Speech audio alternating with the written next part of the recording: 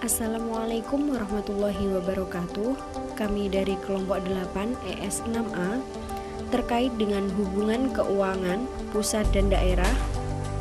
Untuk anggota kelompoknya yang pertama Khairunisa NIM 014, yang kedua Nurin Hidayatur Rafiq NIM 033, yang keempat Tatak Aditya NIM 026, yang keempat Dinda Khairunisa NIM 038, dan yang kelima Muhammad Habibil Karim NIM 448.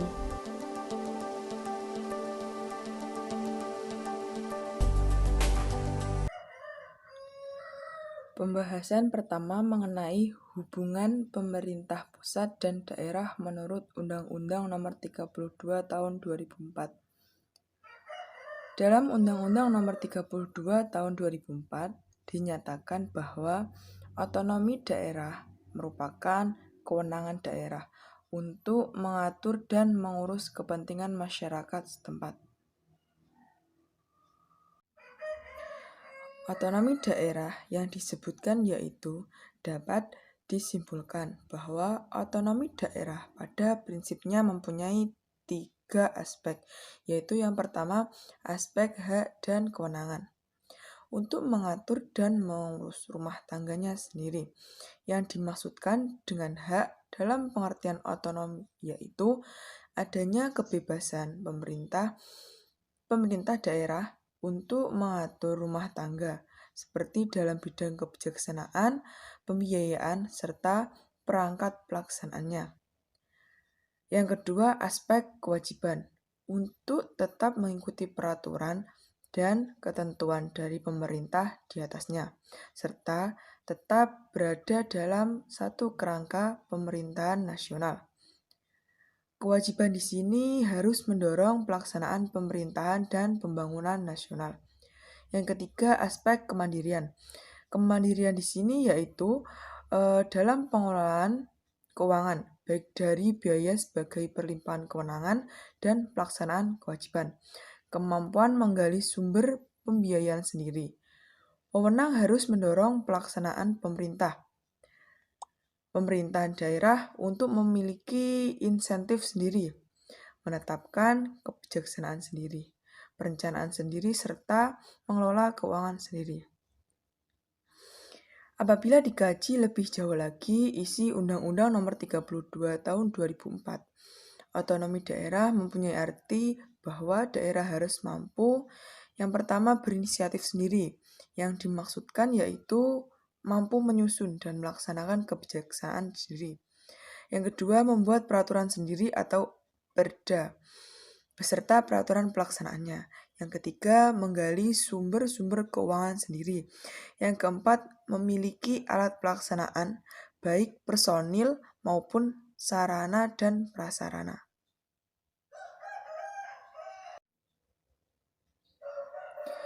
Tujuan otonomi daerah yaitu untuk meningkatkan kesejahteraan rakyat daerah dengan mendekatkan pelayanan publik di daerah. Perimbangan keuangan pusat dan daerah merupakan konsekuensi dari desentralisasi penyerahan urusan pusat dan daerah. Pemerintah daerah dalam menyelenggarakan urusan pemerintahan memiliki hubungan dengan pemerintah pusat dan dengan pemerintah daerah lainnya. Hubungan-hubungan tersebut meliputi yang pertama hubungan wewenang keuangan, pelayanan umum, pemanfaatan sumber daya alam, dan sumber daya lainnya. Dilaksanakan secara adil dan selaras. Hubungan tersebut menimbulkan hubungan administrasi dan kewilayahan antara susunan pemerintahan. Pembahasan yang selanjutnya yaitu hubungan keuangan antara pemerintah pusat dengan pemerintah daerah. KJDV, sebagaimana dikutip oleh Yuswanto, hubungan keuangan antara pusat dan daerah merupakan menyangkut pembagian tanggung jawab untuk melaksanaan kegiatan tertentu antara tingkat-tingkat pemerintahan dan pembagian sumber penerimaan untuk menutup pengeluaran akibat kegiatan-kegiatan tersebut. Tujuan utama untuk mencapai perimbangan antara berbagai pembagian potensi dan sumber daya masing-masing daerah dapat sesuai.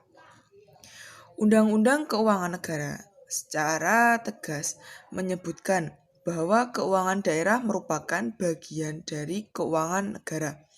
Terbitnya Undang-Undang Nomor 17 Tahun 2003 merupakan produk reformasi di bidang keuangan negara. Isi dan maksud pokok dari undang-undang ini antara lain menyatukan pengaturan dua sistem keuangan negara, yaitu sistem pengelolaan keuangan keuangan negara dan sistem pengelolaan keuangan daerah. Yang menjadi dasar hukum mengenai hubungan dalam bidang keuangan antara pemerintah pusat dan pemerintah daerah, yaitu diatur dalam pasal 15 Undang-Undang Nomor 32 Tahun 2004 tentang pemerintah daerah, yaitu yang mana hubungan oleh keduanya dapat diartikan sebagai suatu sistem yang mengatur bagaimana caranya sejumlah dana dibagi antara berbagai tingkat pemerintah, serta bagaimana cara mencari sumber-sumber pembiayaan daerah untuk menunjang kegiatan-kegiatan sektor publiknya. Poin selanjutnya yaitu perimbangan keuangan pemerintah pusat dan pemerintah daerah. Nah, hubungan keuangan antara pemerintah pusat dan pemerintah daerah dapat ditinjau dari ketentuan undang-undang yang menyerahkan beberapa jenis dan restribusi negara untuk menjadi pajak dan restribusi daerah. Pada umumnya, sumber pemajakan dan restribusi yang diserahkan itu mempunyai dasar pengenaan dan objek serta subjek pajak dan restribusi yang berada dan berkaitan dengan daerah itu sendiri. Nah, di dalam Undang-Undang Nomor 31 Tahun 2004 telah diatur tentang perimbangan keuangan antara pemerintah pusat dan pemerintah daerah yang berdasarkan hubungan fungsi, yaitu sistem keuangan yang diatur berdasarkan atas pembagian kewenangan, tugas dan tanggung jawab antara tingkat pemerintah sesuai yang ada pada Undang-Undang tentang pemerintah daerah. Asas desentralisasi yang memberikan wewenang kepada daerah untuk mengurus rumah tangganya sendiri mengidentifikasikan adanya dua pihak yang akan saling berhubungan. Nah, di dalam Undang-Undang Nomor 33 Tahun 2004 dirincikan bahwa dana perimbangan keuangan terbagi menjadi tiga, yaitu yang pertama dana bagi hasil, yang kedua dana alokasi umum, dan yang ketiga dana alokasi khusus. Yang pertama yaitu dana bagi hasil. Ada dua jenis dana, yaitu dana bagi hasil pajak bumi dan dana bangunan, dibagi dengan imbalan 10% untuk pemerintah pusat dan 90% untuk daerah. Dana untuk daerah yang dimaksud kemudian dibagi menjadi 16,2% untuk provinsi yang bersangkutan, 64,8% untuk daerah, dan 9% untuk biaya pemungutan. Kemudian dana 10% pemerintah pusat dialokasikan oleh pemerintah pusat sebesar 6,5% keseluruhan kabupaten dalam rangka pemerataan dan 3,5% kepada daerah yang mampu melebihi target. Dana bagi hasil dari penerimaan sumber daya alam terbagi dalam bidang kehutanan, pertambangan umum, pertambangan minyak bumi, pertambangan gas bumi, dan pertambangan panas bumi. Contohnya, penerimaan kehutanan yang berasal dari penerimaan iuran pengusahaan hutan atau IHPH dengan imbalan 20% untuk pusat dan 80% untuk daerah. Selanjutnya, dana bagi hasil sumber daya alam pertambangan umum berasal dari iuran tetap dengan pembagian 20% untuk pusat, 80% untuk daerah, dan dana bagi hasil iuran eksplorasi dan eksploitasi sebesar 20% untuk pusat dan 80% untuk daerah. Selanjutnya, dana bagi hasil sumber daya minyak bumi yang telah dibagikan oleh pemerintah adalah 84,5% untuk pemerintah dan 15,5% untuk daerah.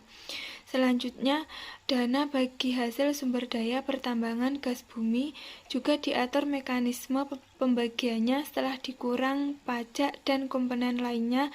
Dana bagi hasil sektor pertambangan gas bumi sebesar 69,5% untuk pemerintah pusat dan 30,5% untuk daerah. Dana bagi hasil daya pertambangan panas bumi, di mana pendapatan dana bagi hasilnya yang berasal dari setoran untuk pemerintah serta iuran tetap dan produksi dengan rincian pembagian 20% untuk pemerintah dan 80% untuk daerah. Nah, yang kedua, dana alokasi umum atau DAU. Pada dasarnya, dana alokasi umum merupakan bentuk alokasi yang dikeluarkan oleh pemerintah pusat agar terjadi pemerataan fiskal antara daerah yang ada atau untuk menghindari adanya pertimbangan perekonomian antara daerah yang satu dengan daerah yang lain. Dana penganggaran yang dilakukan oleh pemerintah pusat setiap tahun dalam APBN mengharuskan adanya alokasi sebesar 20% dan dana alokasi umum keseluruhan provinsi dan kabupaten di Indonesia. Dengan provinsi, dana alokasi umum antara provinsi daerah sebesar 90% untuk daerah dan 10% untuk provinsi.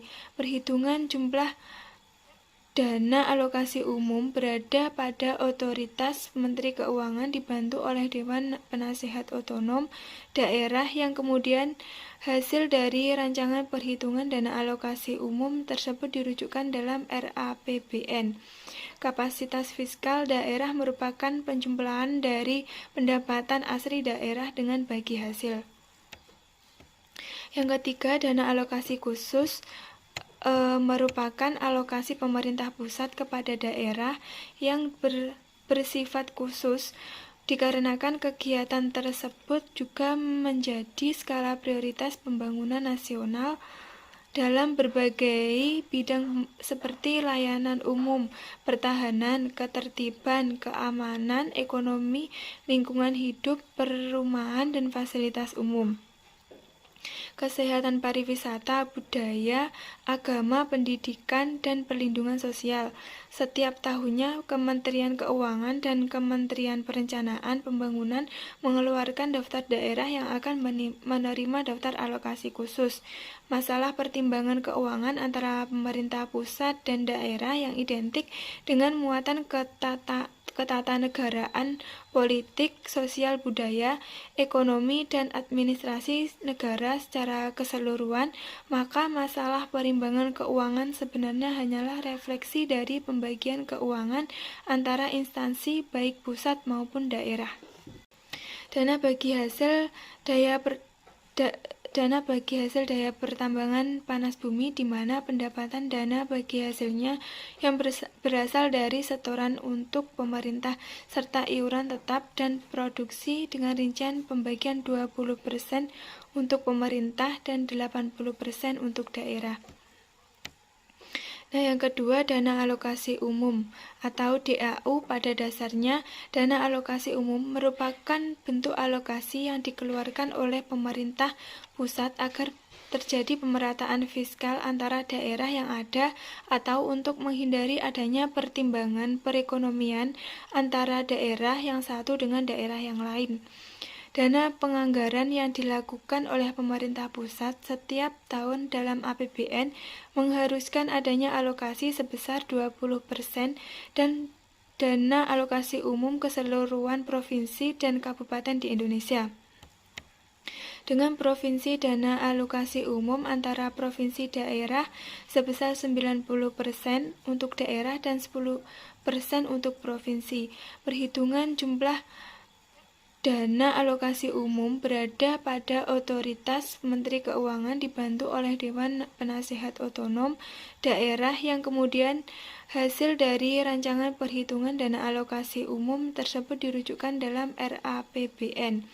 Kapasitas fiskal daerah merupakan penjumlahan dari pendapatan asli daerah dengan bagi hasil. Yang ketiga, dana alokasi khusus merupakan alokasi pemerintah pusat kepada daerah yang bersifat khusus dikarenakan kegiatan tersebut juga menjadi skala prioritas pembangunan nasional dalam berbagai bidang seperti layanan umum, pertahanan, ketertiban, keamanan, ekonomi, lingkungan hidup, perumahan, dan fasilitas umum. Kesehatan, pariwisata, budaya, agama, pendidikan, dan perlindungan sosial. Setiap tahunnya, Kementerian Keuangan dan Kementerian Perencanaan Pembangunan mengeluarkan daftar daerah yang akan menerima daftar alokasi khusus.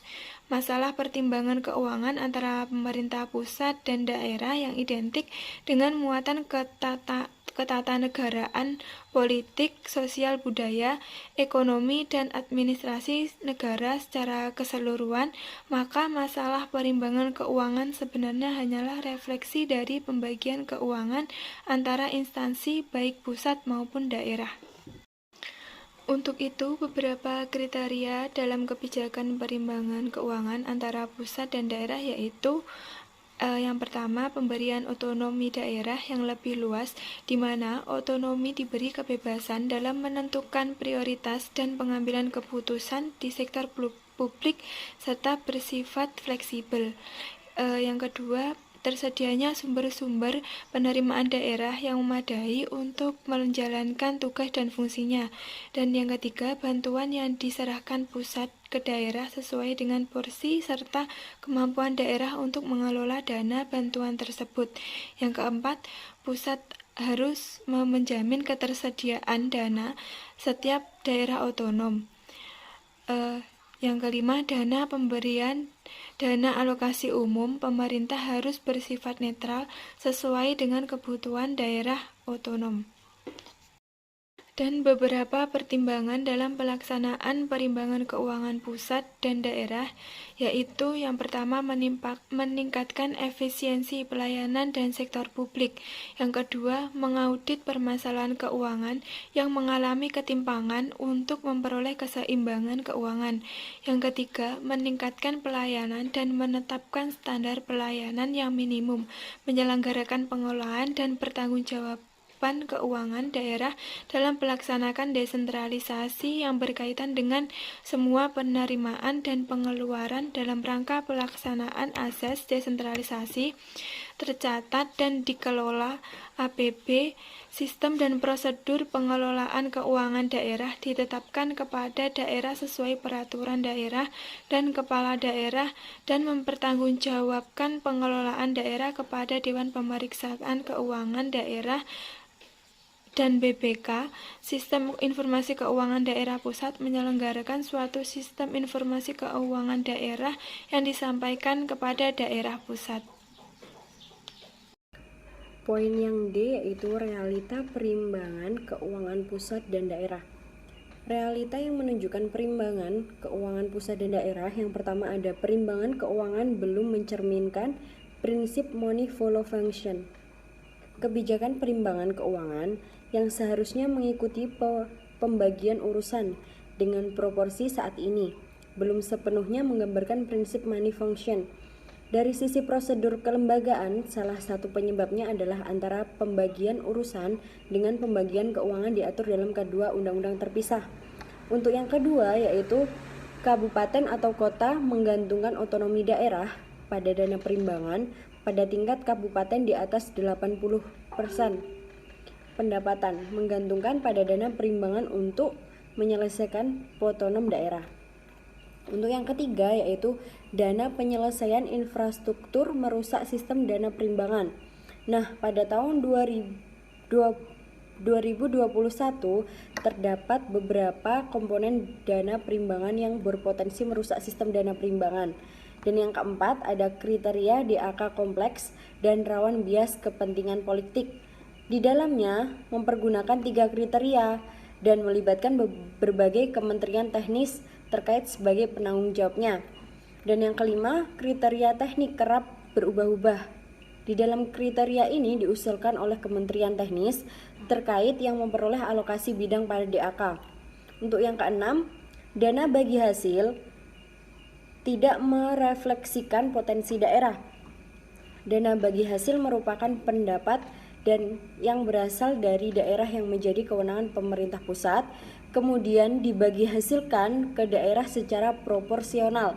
Yang ketujuh, dana bagi hasil antara ada dan tiada, dan tujuannya dari dana pertimbangan itu adalah untuk mengurangi kesenjangan fiskal antar daerah. Baik, selanjutnya saya akan menjelaskan mengenai upaya yang harus dilakukan agar praktek hubungan keuangan antara pemerintah pusat dengan pemerintah daerah berjalan dengan baik. Nah, hubungan keuangan pusat dan daerah sebagai konsekuensi pelaksanaan desentralisasi fiskal tidak lepas dari sistem keuangan negara secara nasional. Prinsip-prinsip tata kelola keuangan yang baik harus menjadi landasan dalam kebijakan desentralisasi fiskal. Oleh karena itu ada beberapa prinsip yang bisa dilaksanakan. Prinsipnya antara lain ada transparansi, akuntabilitasi, partisipasi, kesetaraan, uang mengikuti kewenangan, sederhana, insentif dan disinsentif, kerangka transfer jangka menengah, dan yang terakhir daftar penutup dana perimbangan. Nah, yang pertama saya akan menjelaskan mengenai transparansi. Prinsip transparansi pada dana perimbangan harus mengandung informasi yang rinci, naratif, dan kuantitas, yaitu mencakup mekanisme penerimaan dan pengeluaran, mekanisme pengalokasian setiap daerah dan menjelaskannya secara detail, serta formula yang digunakan di dalamnya. Yang kedua, akuntability. Prinsip akuntability pada dana perimbangan mengandung makna tersedianya mekanisme komplain bagi daerah dan alokasi dana perimbangan yang dapat dipertanggungjawabkan sesuai kriteria dan tujuannya. Nah, daerah memiliki ruang komplain ketika alokasi transfer daerah yang dialokasikan tidak sesuai dengan formula awal, kriteria atau kondisi serta potensi daerah. Nah, oleh karena itu dibutuhkan kelembagaan yang menangani mekanisme komplain ini, yaitu seperti DPRD, Dewan Perwakilan Daerah. Yang ketiga, partisipasi. Keterlibatan warga harus tersedia untuk memberikan masukan pada proses penganggaran, pelaksanaan, dan evaluasi. Nah, dana perimbangan harus mencerminkan aspirasi masyarakat daerah atau sesuai dengan kebutuhan daerah tersebut. Nah, oleh karena itu skema dana perimbangan juga harus memberikan jaminan regulasi partisipasi warga dalam proses perencanaan dan penganggaran, disertai penjelasan bagaimana masukan warga tersebut ditangani. Selanjutnya yang keempat, kesetaraan. Distribusi dana perimbangan antara pemerintah daerah harus diperhitungkan kesetaraan dan diarahkan berdasarkan kebutuhan atas layanan dan daripada pertimbangan pada sisi penyediaan seperti pegawai dan infrastruktur. Selanjutnya yang kelima, uang mengikuti kewenangan. Desentralisasi fiskal harus mengikuti kewenangan yang menjadi tanggung jawab pemerintah daerah. Desentralisasi fiskal diawali dengan pembagian pendapatan, selanjutnya ditentukan terlebih dahulu berapa anggaran yang dibutuhkan pada setiap level pemerintahan untuk menyelenggarakan pelayanan publik lalu menentukan pada setiap level pemerintahan untuk menyelenggarakan pelayanan publik, kemudian menentukan penerimaan apa saja yang perlu diberikan kepada daerah. Selanjutnya yang keenam, sederhana. Kebijakan dana perimbangan harus bersifat sederhana dan mudah untuk dipahami. Mengidentifikasikan hal-hal yang bersifat kompleks pada sistem transfer daerah yang harus dihindari, seperti sulitnya penentuan alokasi formula karena tidak didukung dengan kecukupan data yang tersedia, sehingga diperlukan metode estimasi. Selanjutnya, insentif dan disinsentif. Sistem dana perimbangan harus mampu menciptakan iklim bagi pemerintah daerah untuk melakukan efisiensi dan efektivitas belanja pegawai, meningkatkan pendapatan, serta tata kelola anggaran yang baik dan mampu meningkatkan indikator kesejahteraan masyarakat. Selanjutnya yang ke-8, kerangka transfer jangka menengah. Sumber pendapatan yang berasal dari dana perimbangan membantu daerah untuk melakukan perencanaan anggaran secara tepat. Kepastian sumber dana perimbangan yang masih menjadi tanggungan bagi daerah harus bersifat kerangka pengeluaran jangka menengah dengan menyertakan informasi perakiraan maju dana perimbangan yang akan diterima daerah tersebut minimal untuk 2 tahun ke depan. Selanjutnya yang terakhir, daftar tertutup dana perimbangan. Adanya jenis dana perimbangan baru di luar komponen dana perimbangan yang diatur dalam undang-undang berpotensi untuk merusak tujuan dana perimbangan untuk mengatasi kesenjangan fiskal. Oleh karenanya, jaminan kerangka hukum harus menutup hadirnya dana perimbangan baru di luar yang telah diatur dalam undang-undang. Oke, assalamualaikum warahmatullahi wabarakatuh. Ini saya akan menjelaskan tentang review jurnal yang berjudul hubungan keuangan antara pemerintah pusat dan pemerintah daerah di Indonesia pada era reformasi. Jurnal ini berbentuk Jurnal Ilmu Politik dan Komunikasi volume 3 nomor 1. Penulis Poni Sukaisih Kurniati. Tujuan penelitian ini untuk mengetahui hubungan keuangan antara pemerintah pusat dan pemerintah daerah di era reformasi. Dapat disimpulkan, yang pertama, hubungan antara pemerintah pusat dan daerah tercantum dalam Undang-Undang Dasar 1945 Pasal 18 yang dibingkai dalam hubungan kewenangan antara pemerintah pusat dan daerah yang kemudian direalisasikan dalam pembagian urusan antara pemerintah pusat dan daerah.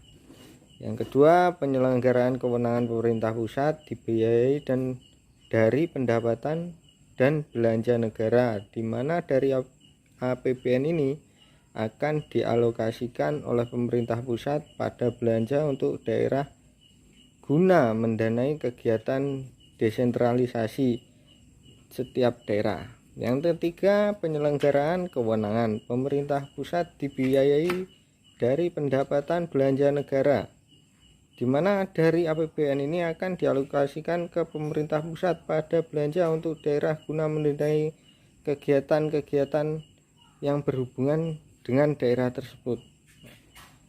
Yang keempat, pendapatan asli daerah bertujuan memberikan kewenangan kepada pemerintah daerah untuk mendanai pelaksanaan otonomi daerah. Yang kelima, dana bagi hasil pajak penghasilan orang pribadi dalam negeri pajak penghasilan yang terutang oleh wajib pajak orang pribadi dalam negeri berdasarkan ketentuan pasal 25 dan pasal 29 UU nomor 7 tahun 1983. Yang keenam, dana bagi hasil sumber daya alam adalah bagian daerah yang bersumber dari kehutanan, pertambangan umum, perikanan, pertambangan minyak bumi, pertambangan gas bumi, dan pertambangan panas bumi atau hasil bumi lainnya. Yang ketujuh, dana dibagi hasil pertambangan umum bersumber dari iuran tetap serta iuran eksplorasi dan iuran eksploitasi. Yang ke-8, Indonesia yang melakukan usaha penangkapan ikan sesuai dengan surat penangkapan ikan yang diperoleh pembagian proporsinya adalah 20% untuk pemerintah pusat dan 80% untuk pemerintah daerah. Nomor 9, selain dana bagi hasil yang dikemukakan di atas, dana perimbangan mencakup pula dana khusus DAU. Ini sumbernya dari pendapatan APBN yang dialokasikan kepada provinsi serta kabupaten kota. Yang 10, APBN yang dialokasikan kepada daerah yang memenuhi kriteria yang ditetapkan setiap tahun untuk mendapatkan alokasi. Yang nomor 11, pajak penghasilan atau PPH pasal 25, pasal 29, pasal 21 yang pada awalnya merupakan pajak pusat sekarang masuk dalam dana bagi hasil di mana daerah akan turut menikmatinya. Nah, yang kedua, dengan adanya UU nomor 28 tahun 2009, PBB perkotaan dan pedesaan tidak lagi menjadi pajak pusat tapi menjadi pajak daerah. Nah, kesimpulan dari review kali ini, kelebihan dari penelitian. Yang nomor 1, penulisan judul, nama penulis sesuai dengan kaidah penulisan jurnal.